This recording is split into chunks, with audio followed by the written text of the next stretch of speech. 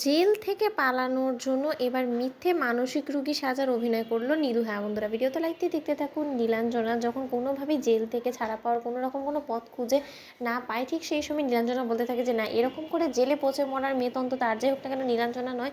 কোয়েলের এই জেলে পচে মরতে ইচ্ছা করে, ও বরঞ্চ মরুক, ওকে নিয়ে আমি কোথাও এবার পালাবার চেষ্টা করবো না। আমি এবার আমার নিজের বুঝটা বুঝে নেওয়ার চেষ্টা করব। কিন্তু এখানে আমাকে একটু চালাকি করতে হবে, যে করে হোক না কেন পুলিশকে বোকা বানিয়ে ওদেরকে চকমা দিয়ে আমাকে এখান থেকে বার হতেই হবে। কিন্তু সেটা কী করে? এখন যদি শরীর খারাপের অভিনয় করি তাহলে তো পুলিশ নিশ্চয়ই এখানেই ডক্টর এনে আমার চিকিৎসা করার জন্য চেষ্টা করবে। কিন্তু এখন কী বা করা যায়? অন্যদিকে নীলু বলতে থাকে যে হ্যাঁ, না আমি যদি মানসিক রোগী সাজার চেষ্টা করি, যদি পাগলামো করি বা এখানে জেলে থাকা অন্য কয়েদির উপরে আঘাত করার চেষ্টা করি, ওদেরকে আহত করে ফেলি, তাহলে তো কোনো না কোনোভাবে অবশ্যই পুলিশের এটা বিশ্বাস হয়ে যাবে যে আমি মানসিকভাবে বিপর্যস্ত হয়ে পড়েছি এবং আমি মানসিক রোগীতে পরিণত হয়েছি। আর আমাকে চিকিৎসা করানোর জন্য অবশ্যই ওরা আমাকে হসপিটালে নিয়ে যাবে। হসপিটাল থেকে যে তুই কোনো মতে আমি পুলিশকে চকমা দিয়ে পালাতে পারি, তাহলে তো আমার কেল্লা ফতেক। তারপরে আমি কোথায় গিয়ে যে নিজেকে আত্মগোপনে রেখে দেবো, সেটা পুলিশ কোনোভাবেই আমার হদিশ অবধি পাবে না, আর আমার অবধি পৌঁছতেও পারবে না। অন্যদিকে নীলাঞ্জনা বলতে থাকে যে আর এক মুহূর্ত অপেক্ষা করা যাবে না, যে করেই হোক না কেন আমার সঙ্গে থাকা সকল কয়েদির উপরে হামলা করতে হবে।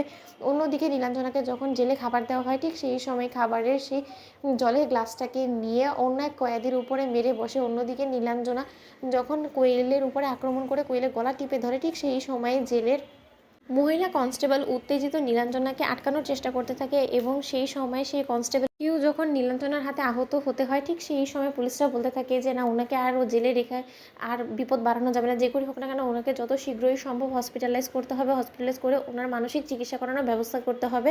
অন্যদিকে মানসিক চিকিৎসা করানোর জন্য যখন নীলাঞ্জনাকে জেল থেকে বের করানো হয়, ঠিক সেই সময় কোয়েল বলতে থাকে যে হঠাৎ করেই নীলু মানসিক রোগীতে কেন পরিণত হলো, ওই রকম পাগলামোই বা কেন করছে? এটা কি কোনো মতে ওর ছলচাতুরি এই জেল থেকে পালানোর জন্য, নাকি ও সকলকে বোকা বানানোর চেষ্টা করছে?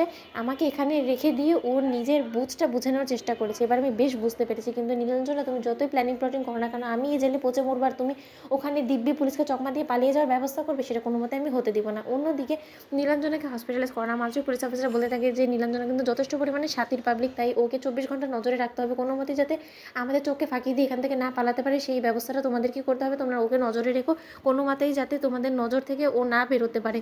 অন্যদিকে কনস্টেবলরা যখন 24 ঘন্টা নীলাঞ্জনাকে পাহারায় রাখে, ঠিক সেই সময় এমআরআই রিপোর্ট আসার আগেই যখন নীলাঞ্জনা সেখান থেকে পালিয়ে যেতে সক্ষম হয় নার্স সেজে, তখন কর্মরত সেখানকার কনস্টেবলরা বলতে থাকে যে আচ্ছা, এখান থেকে এক্ষুনি যে বেরোলো সেই মানুষটাকে, কারণ নার্স তো কোনো মতেই বাইরে থেকে ভেতরে ঢুকেনি, কিন্তু ভেতর থেকে কী করে বেরিয়ে পড়লো?